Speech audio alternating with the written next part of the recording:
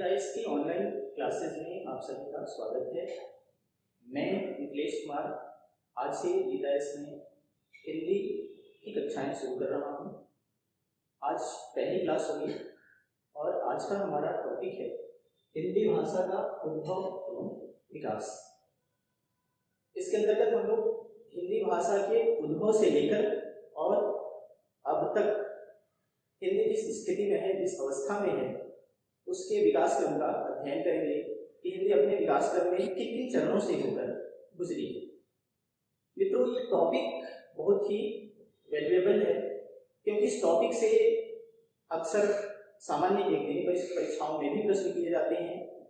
PGT, PGT के exam में भी इससे प्रश्न किए जाते हैं। साथ ही नेट के लिए भी यह टॉपिक बहुत ही उपयोगी है। तो आइए अब हम इस टॉपिक पे चर्चा करते हैं कि हिंदी भाषा का उद्भव कैसे होता है, कहाँ से हुआ और अपने विकास के क्रम में ये किन किन अवस्थाओं से होकर गुजरी है।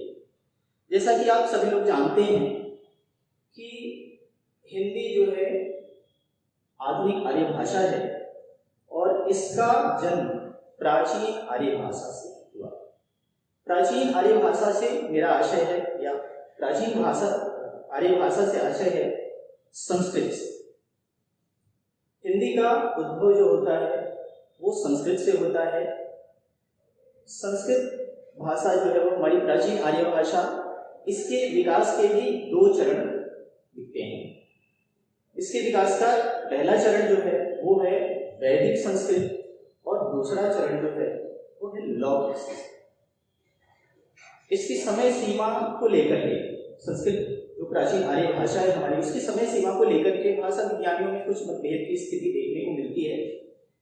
कुछ भाषा विज्ञानी इसे 2000 ईसा पूर्व से 500 ईसा पूर्व तक स्वीकार करते हैं और कुछ भाषा विज्ञानी इसे 1500 ईसा पूर्व से लेकर 500 ईसा पूर्व तक स्वीकार करते हैं। मित्रों, हिंदी भाषा के विकास के क्रम में हमें 3 चरण द्रष्टव्य हैं। पहला चरण जो इसका है वो प्राचीन आर्य भाषा यानी संस्कृत का है। इसका दूसरा चरण जो है उसके अंतर्गत मध्यकालीन आर्य भाषाएं आती हैं, जिसमें पाली, प्राकृत, अपभ्रंश और आदि आते हैं। इसका तीसरा और अंतिम चरण जो है वो है आधुनिक आर्य भाषा, जिससे हम आज रूबरू हैं। हिंदी का जो स्वरूप आज हमारे समक्ष है। अब पहले हम थोड़ी सी चर्चा प्राचीन आर्य भाषा पर कर लेते हैं। प्राचीन आर्य भाषा संस्कृत के दो स्वरूप द्रष्टव्य हैं, वैदिक संस्कृत और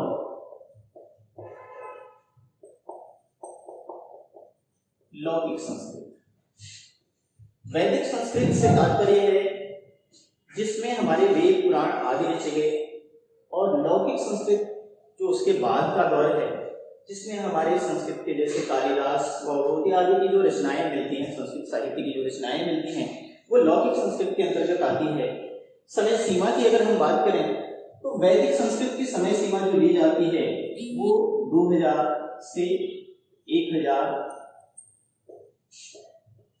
ईसा पूर्व।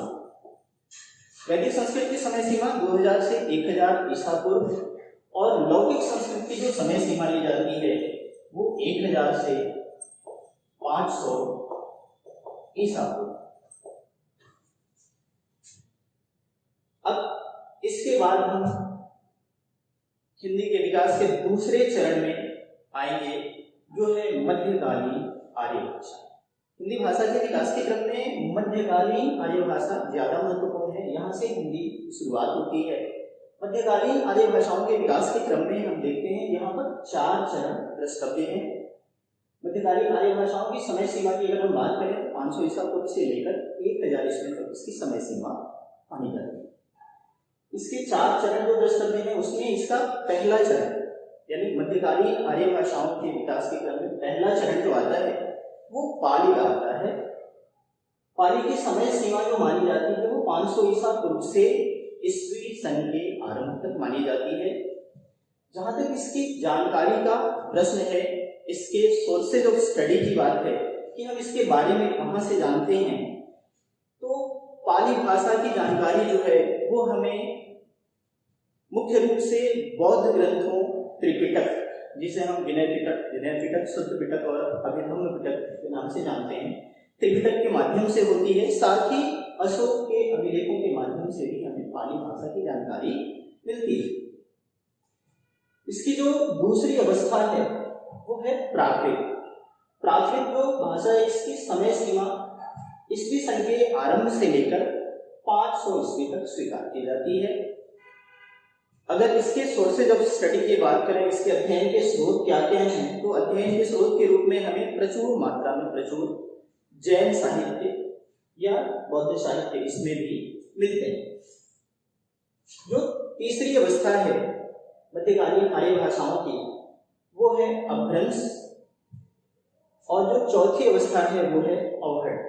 अपभ्रंश और अवहट दोनों की समय सीमा एक ही है, 500 ईस्वी से लेकर 1000 ईस्वी तक इन दोनों की समय सीमा को स्वीकार किया जाता है। यहाँ पर एक भ्रम होता है, अपभ्रंश और अवहट की जहाँ तक बात है, शाब्दिक तौर पे दोनों का अर्थ एक ही होता है। अपभ्रंश या अवहट का अर्थ होता है भ्रष्ट भाषा, बिगड़ी हुई भाषा। तो इसके व्युत्पत्तिपरक अर्थ को अगर हम देखें तो दोनों का तात्पर्य एक ही है, लेकिन ये दोनों अलग अलग स्वतंत्र भाषाओं के रूप में स्वीकृत हैं। अपभ्रंश की जहां तक बात है तो इसमें बहुत प्रचुर मात्रा में साहित्य उपलब्ध है। अवहट में भी साहित्य उपलब्ध है। अवहट की अगर हम बात करें तो अवहट के दो बड़े कवि भी हमें दिखाई देते हैं, बिहार के मिथिलांचल से, दरभंगा से विद्यापति, अब्दुल रहमान, इन दोनों की रचनाएं अवहट में हैं। अब जो तीसरा चरण हिंदी के विकास, हिंदी भाषा के विकास का आएगा, वो है आधुनिक आर्य भाषाएं, जिसकी समय सीमा हम 1100 ईस्वी से स्वीकार करते हैं, और 1100 ईस्वी से लेकर अब तक किसी न किसी रूप में इसमें कुछ न कुछ विकास होता रहा है और आगे भी अनवरत होता रहेगा। आधुनिक आर्य भाषा के विकास को हम 3 चरणों में बांटते हैं। इसका पहला चरण प्राचीन या पुरानी हिंदी, दूसरा चरण जो है इसका मध्यकालीन हिंदी, और इसका तीसरा चरण जो है वो आधुनिक हिंदी। पुरानी हिंदी या प्राचीन हिंदी की समय सीमा की बात करें तो इसकी समय सीमा जो है वो 1000 ईस्वी से लेकर के 1350 ईस्वी तक स्वीकार की जाती है।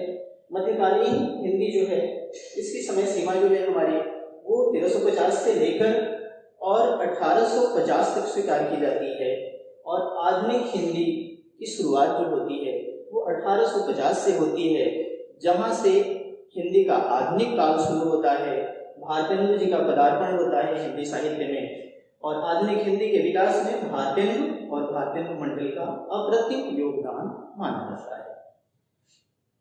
दूसरी चीज यहाँ पर आधुनिक हिंदी के संदर्भ में, यहाँ से धीरे धीरे खड़ी बोली हिंदी का विकास शुरू होता है गद्य के माध्यम से।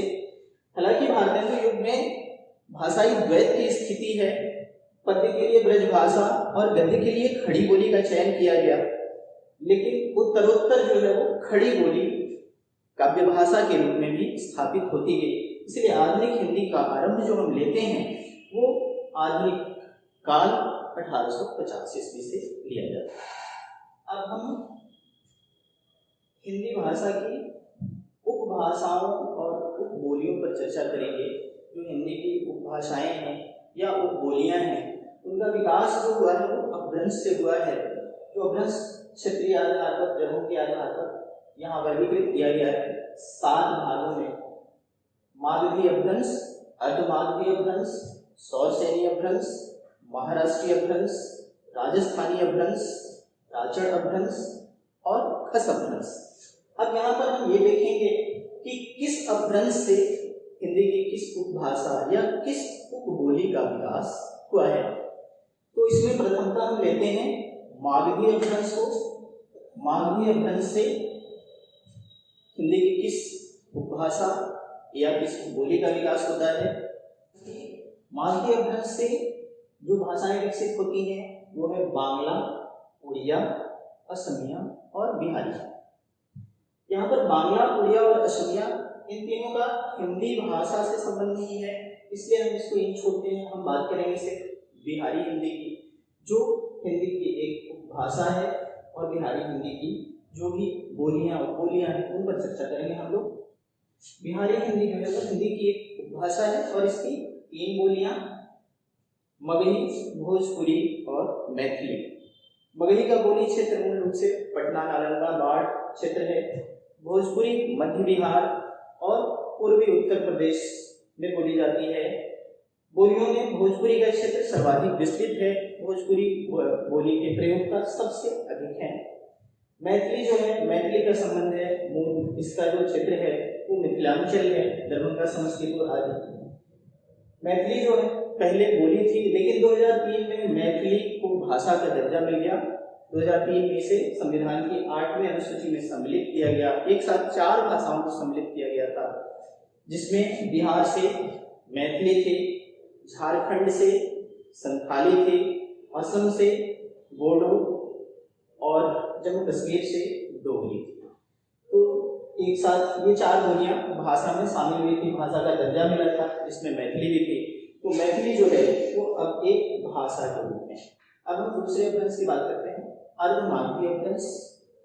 अर्धमागधी अपभ्रंश जो है इससे पूर्वी हिंदी का विकास होता है और पूर्वी हिंदी के अंतर्गत 3 बोलियां आती हैं, अवधी, बघेली और छत्तीसगढ़ी। इन तीनों बोलियों में अवधी जो है इसका साहित्यिक महत्व सर्वाधिक है। अवधी में ढेर सारे साहित्य लिखे गए हैं, बल्कि हिंदी साहित्य का सर्वश्रेष्ठ महाकाव्य रामचरितमानस भी अवधी में लिखा गया है। अवधी को हम अन्य नामों से भी जानते हैं। अवधी का एक नाम कोसली भी है, इसको बैसवाड़ी के रूप में भी जानते हैं। तो इस प्रकार हम देखते हैं कि अवधी को कोसली भी कहा जाता है, बैसवाड़ी भी कहा जाता है। कुल मिलाकर इन 3 बोलियों में अवधी का महत्व सर्वाधिक, क्योंकि साहित्यिक दृष्टि से अवधी सबसे समृद्ध है। अब हम बात करते हैं सौरसेनी अपभ्रंश की। सौरसेनी अपभ्रंश से विकास होता है पश्चिमी हिंदी का। पश्चिमी हिंदी की मुख्य रूप से तो 5 बोलियां स्वीकृत हैं। यहाँ पर दक्षिणी हिंदी को लेकर थोड़ा सा मतभेद है। कुछ विद्वान, कुछ भाषा वैज्ञानिक दक्षिणी हिंदी को इसकी बोली के रूप में मानते हैं, कुछ लोग नहीं मानते हैं। इसकी जो मुख्य बोलियां हैं, खड़ी बोली, हरियाणी, ब्रजभाषा, बुंदेली, कन्नौजी और दक्षिणी हिंदी। जो खड़ी बोली है इसका प्रचार प्रसार सर्वाधिक है। साहित्यिक दृष्टिकोण से देखें तो भी और सामान्य प्रयोग के दृष्टिकोण से भी इसका प्रचार प्रसार सर्वाधिक है और साहित्यिक महत्व की दृष्टि से भी ये सबसे ऊपर आती है। खड़ी बोली जो है, खड़ी बोली को हम अन्य कई नामों से जानते हैं। दिल्ली के आसपास की भाषा होने के कारण इसे देहलवी भी कहा जाता है। कुरुक्षेत्र की भाषा होने के कारण इसे कौरवी भी कहा जाता है। और प्रसिद्ध भाषा विज्ञानी सुनीत कुमार चटर्जी, डॉक्टर सुनीत कुमार चटर्जी ने इसको रेखता नाम से भी अभिहित किया है। तो इसे अन्य कई नामों से भी जाना जाता है, जैसे हम खड़ी बोली को कौरवी भी कह सकते हैं, देहलवी भी कह सकते हैं, और डॉक्टर सुनीत कुमार चटर्जी के अनुसार इसे हम रेखता। इसका बोली क्षेत्र मुख्य रूप से मेरठ, मुजफ्फरनगर, सहारनपुर उधर का जो क्षेत्र है वहां बोली जाती है। हरियाणी, इसे हम बांगरू के नाम से भी जानते हैं, इसका बोली क्षेत्र हरियाणा है। ब्रजभाषा, इसका मुख्य क्षेत्र जो है वो आगरा, मथुरा, वैसे बरेली तक ब्रजभाषी मिलते हैं। बुंदेलखंड, बुंदेली, कन्नौज, कन्नौजी, और दक्षिणी हिंदी जो है इसका बोली क्षेत्र दक्षिण भारत है। दक्षिणी हिंदी जो है वो मुख्य रूप से बीजापुर, बीदर, बरार, गोलकुंडा क्षेत्रों में इसका प्रचार प्रसार है, वहां पर इसका प्रयोग होता है। इसके बाद हम बात करेंगे महाराष्ट्र के अपभ्रंश की। महाराष्ट्र के अपभ्रंश से मराठी मिलती है, मराठी भाषा विकसित हुई। मराठी ऐसी भाषा है जो हिंदी संस्कृत के अतिरिक्त इसकी लिपि देवनागरी है। भारत में बोली जाने वाली भाषाओं में हिंदी संस्कृत की लिपि देवनागरी तो है, ये साथ साथ मराठी की भी लिपि देवनागरी है। अब हम बात करेंगे राजस्थानी अपभ्रंश से। राजस्थानी अपभ्रंश से राजस्थानी हिंदी का विकास होता है।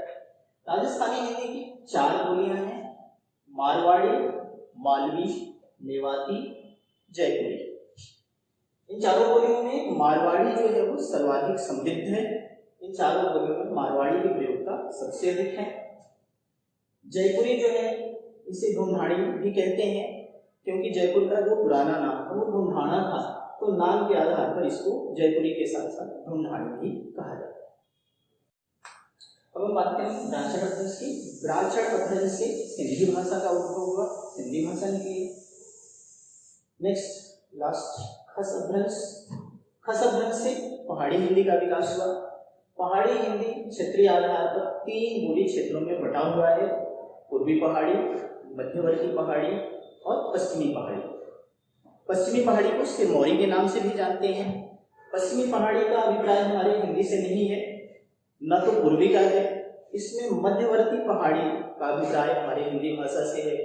उसकी जो 2 बोलियां हैं, कुमाऊनी और गढ़वाली, पहाड़ी हिंदी के अंतर्गत आती हैं। तो पहाड़ी हिंदी हिंदी की एक भाषा के रूप में स्वीकृत है और इसकी दोनों बोलियां, मध्यवर्ती पहाड़ी की दोनों बोलियां कुमाऊनी और गढ़वाली हिंदी की बोलियों के रूप में जानते हैं। तो मित्रों, आज हिंदी भाषा के उद्भव विकास के क्रम में हमने उपभ्रंश से अलग अलग भाषाओं की उत्पत्ति को देखा, उनके उद्भव को देखा और हिंदी भाषा की कितनी उपभाषाएं हैं, कितनी बोलियां हैं, सारांशतः मैंने यहाँ पर आपको बताने की कोशिश की है। हालांकि ये चीज़ मैं आपको पहले भी बता चुका हूँ। जो उपभाषाएं हैं उसमें पूर्वी हिंदी, पश्चिमी हिंदी, बिहारी हिंदी, राजस्थानी हिंदी और पहाड़ी हिंदी, हिंदी की 5 उपभाषाएं होती हैं। उपबोलियों की बात करें तो हमने पूर्वी हिंदी में देखा कि इसमें 3 उपबोलियां हैं। पश्चिमी हिंदी में कुछ लोग दक्षिणी हिंदी को नहीं मानते हैं, जो नहीं मानने वाले हैं उनके आधारों के हिसाब से 5 होता है, लेकिन सामान्यतः 6 होती हैं, क्योंकि दक्षिणी हिंदी का हिंदी साहित्य में भी योगदान है, हिंदी भाषा के विकास में भी योगदान है। तो इस प्रकार पश्चिमी हिंदी की 6 बोलियां, बिहारी हिंदी की 3 बोलियां, राजस्थानी हिंदी की 4 बोलियां और पहाड़ी हिंदी की 2 बोलियां। तो इस प्रकार हम देखते हैं कि हिंदी की उपबोलियों की संख्या जो है वो 18 है। कुछ विद्वान, जो कुछ भाषा विज्ञानी जो दक्षिणी हिंदी को नहीं मानते हैं, वो 17 बताते हैं हिंदी की बोलियों की संख्या, लेकिन सामान्यतः हिंदी की बोलियों की संख्या जो है वो 18 होती है और उपभाषाओं की संख्या 5 होती है। हमारी अगली क्लास हिंदी व्याकरण से शुरू होगी। प्रथमतः शब्द रचना पर हम लोग चर्चा करेंगे। शब्द रचना के अंतर्गत सबसे पहले हम लोग संधि विच्छेद पढ़ेंगे, तो इसलिए अगली क्लास आप अवश्य ज्वाइन करें। देखिए।